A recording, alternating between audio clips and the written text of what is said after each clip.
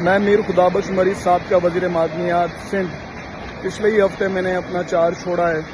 میں اس رب کعبہ کی قسم کھا کے کہتا ہوں، اس سرزمین پر میرا دل بڑا دکھتا ہے۔ کافی بار میں نے یہ چیز کوشش کی اور میں نے وہاں پر پاکستان میں بھی رب کلام اٹھا کر میں نے یہ بات حلفیہ کی اپنی قوم کو، اپنے ملک کو سمجھانے کے لیے، اپنے لوگوں کو سمجھانے کے لیے۔ خدا را اللہ کا واسطہ تو میں اس قرآن اور رسول کا واسطہ ہے، اپنے امت محمدیہ ہونے کا ثبوت دیں۔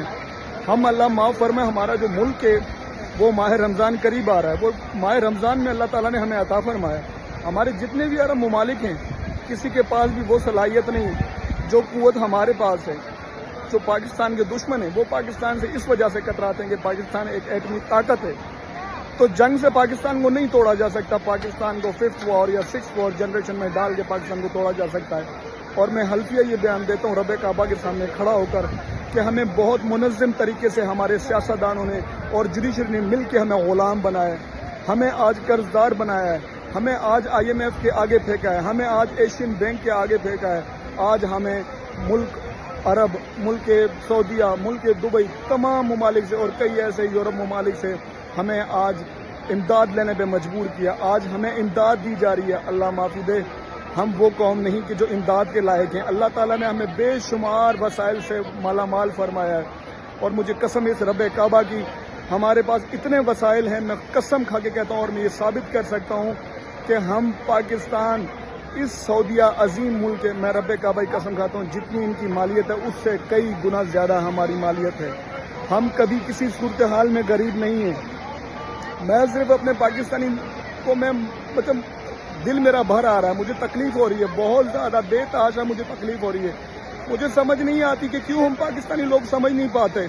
ہم نے اپنے آپ کو ان سیاستدانوں نے ہمیشہ ووٹ کے لیے اپنے آپ کو مضبوط کیا۔ میں نے ایک بار کہا بھی تھا کہ زرداری کے بھٹو نے، میاں کے والد نے، مولانا کے والد نے، عمران خان نے سیاست اپنی اکیلی شروع کی تھی۔ آج وہ تناور طرف پارٹیاں بن گئے، وہ طاقتور بن گئے، اور آپ عوام کو وہی روڈ، سڑک اور نالوں پہ یہاں پر ڈال کے رکھا ہوا ہے۔ آپ کی اذیت، آپ کی ذہنی سوچ اتنی بنا دی ہے کہ آپ صرف سوائے سڑک اور نوکری کے اور کچھ نہ مانگے۔ اگر آپ باشعور ہو گئے اور آپ کے پاس وسائل آ گئے، اور اگر آپ مالا مال ہو گیا، آپ کے پاس کشادہ رزق آ گیا، تو پھر شاید ان کی سیاست نہیں چلے گی، اس دن ان کی سیاست ختم ہو جائے گی۔ آج تک ہمیں جتنی بھی سڑکیں دی گئی ہیں، آج تک ہمیں جتنی بھی نوکریاں دی گئی ہیں، آپ خدا را میں قسم کھا کے کہتا ہوں، یا مجھے یہ لوگ بتا دیں کہ ہماری قدرتی وسائل سے انہوں نے کتنا جنریٹ کر کے زرداری نے ہمیں دیا، عمران نے ہمیں دیا، میاں نے ہمیں دیا، یا مولانا نے کسی نے ہمیں دیا؟ کسی نے ہمیں کچھ نہیں دیا۔ IMF کے قرض سے ہمیں سڑکیں بنا کے دی، ایشین بینک کے قرض سے ہمیں سڑکیں بنا کے دی، امداد سے ہماری مدد کی گئی، امداد سے ہمیں گھریں بنا کے دی گئی، لیکن خدا کے واسطے ہمارے اپنے وسائل کو استعمال نہیں کیا گیا۔ اس کی وجہ صرف یہ ہے کہ ہم غلام رہے اور کبھی توجہ نہیں دی۔ خدا کے واسطہ میں اس پاکستانی قوم کو کہنا چاہتا ہوں کہ اپنی اہمیت کو سمجھیں، اپنی حیثیت کو سمجھیں، اور اس رب کعبہ کی قسم، یہ ماہ رمضان آ رہا ہے، جس رمضان کے مہینے میں اللہ تعالیٰ میں ہمیں ملک پاکستان عطا فرمائے، اس روح زمین پہ ملک پاکستان جیسا ملک نہیں، اس کی قدر کریں، اس کو سمجھیں۔ آپ کے سب سے بڑے دشمن دو ہیں جن میں تبدیلی کی ضرورت ہے، آپ کے سیاستدان اور آپ کی جوڈیشری، اور اس کے بیچ میں انہوں نے مافیا بٹھا کے رکھی ہوئی ہے۔ مافیا کو لانچ کرتا ہے آپ کا سارا سیاستدان، آپ کی پوری سیاستدان جو ہے آپ کی مافیا کو لانچ کرتے ہیں، اور پروٹیکٹ ان مافیا کو آپ کی عدالتیں کرتے ہیں، سو موٹو اور اسٹیٹ کے نام پہ، ایک اسٹیٹ دینے کے نام پہ۔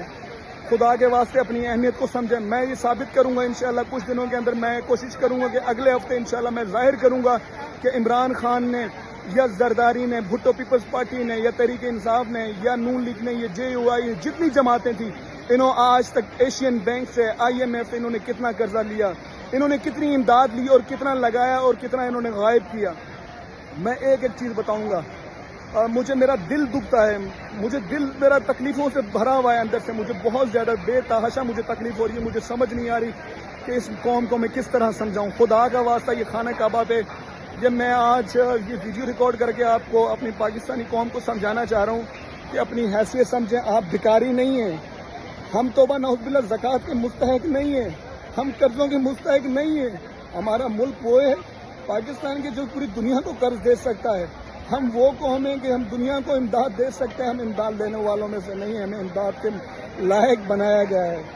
کچھ بیرونی طاقتوں نے اور کچھ یہ مافیا جو سیاستدان ہمارے اندر بیٹھی ہوئی ہے، آپ خود ان کی ماضی اٹھا کر دیکھ لیں کہ انہوں نے کتنے پیسے آپ کو جنریٹ کر کے دیے، سوائے ٹیکس کے، سوائے قرض کے، سوائے امداد کے، اس کے علاوہ انہوں نے کیا ہی کیا ہمارے ملک کے لیے۔